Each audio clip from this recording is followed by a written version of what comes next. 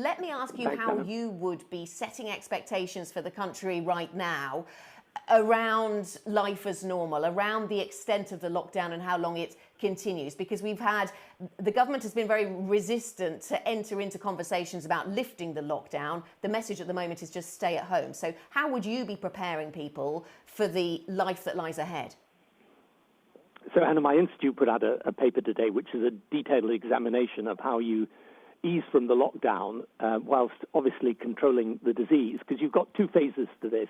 You've got the suppression phase, which is what we're in now, and then you want a managed or controlled revival of the economy, because the collateral damage, economic and therefore health, by the way, because it's a false dilemma between lives and livelihoods. The economic and health damage is so great that you need to be considering now what are exactly the measures that are going to allow us to get out of the lockdown and return to what will, by the way, be a new normal. It's not going to be the normal we experienced before the virus took hold.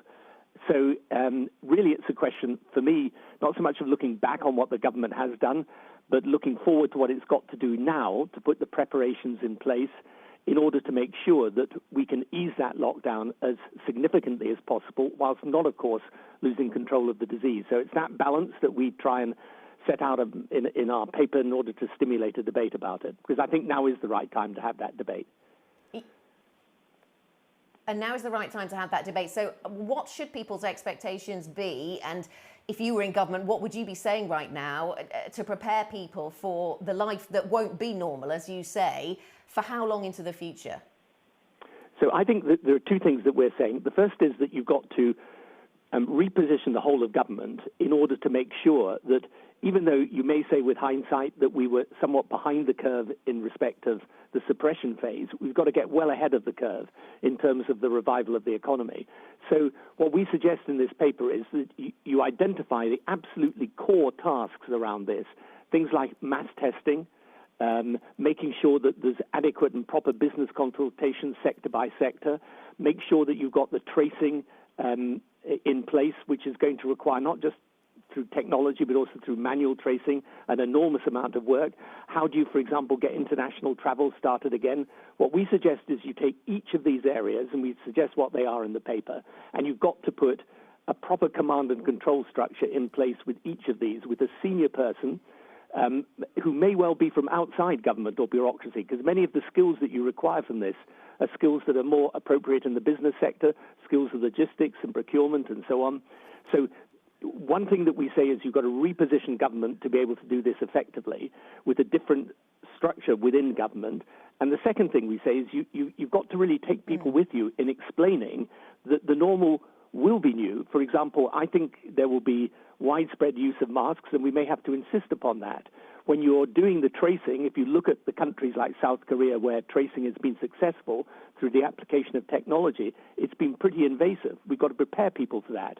We've got to be able to, for example, make sure that we're accumulating all the knowledge over what therapies globally, not just in Britain, globally have been working or not working, in order to make sure that people get a proper sense, obviously, of the severity of the disease, but also recognize we've got to get our way out of a situation where, even though only a very small proportion of the population at any one time is at risk, at the moment everything has had to be shut down in order to protect the population at large. And you also mentioned in your paper how we need to play with dividing up the country either by geography or by age group, and assessing whether we can have different policies for different groups. How would you suggest those messages would be communicated? Because although the science might suggest those are sensible things to do, some of the polling suggests at the moment the public's buy-in to this lockdown is based on a kind of we're all in it together mentality. How do you get through the need how do you address the need to segregate the country a little bit in a way that could become divisive? I think this is a very difficult thing to resolve, but I do think you can treat people in a reasonably adult way, in the sense that at the very beginning of this, the anxiety in government, I think rightly, was that people weren't treating this seriously enough. So you had to make sure that this lockdown really worked. I don't think there's any danger at this present time of people not treating this seriously. They know it's serious. I mean, people now have enough experience from their own lives, people they know who have either had the disease and really suffered with it, people who even have died with the disease. So I don't think you need to persuade people this is really serious, but you are going to have to take them on a journey that says, look, there will be a certain amount of experimentation as we release people from this. And so, for example, you might decide to trial certain things in areas where there's been not so much of a spread of the disease. Because one of the things we do in this paper is we break down the country into different geographical districts, and you can see some have been hit much more severely than others. You might decide, for example, around schooling, that you experiment, and of course you've got a lot of lessons that in 3 weeks' time you will have accumulated lessons from elsewhere in the world. I mean, Austria is opening up its schools. There's other countries that are going to be doing the same. You know, you will therefore be able to see what is a sensible way forward. And I think you've got to take the public with you in this, because my worry is that it's the disease, of course, we have to suppress because it is severe. But I think it's possible that after this, we go back into the familiar old landscape and find it's completely changed economically and socially. And I'm not sure people are really prepared for that at the moment. And talking about the economics and the economic legacy of this, what about the debt that the government is accumulating here, Tony Blair? Will this result in a return to austerity? Is that going to be the only way to pay for this, or will there be alternative solutions? Well, I think it's hard to judge that at the moment. I mean, I think at the moment the government will want to do everything it can to stimulate economic activity. But of course, you know, in order for that stimulus to work, you've got to have the rules in place and the confidence in place that people feel they can go back out again. I mean, at the moment, for example, I'm not suggesting you do this, but if you opened up restaurants and pubs, how many people would actually go? So it's really...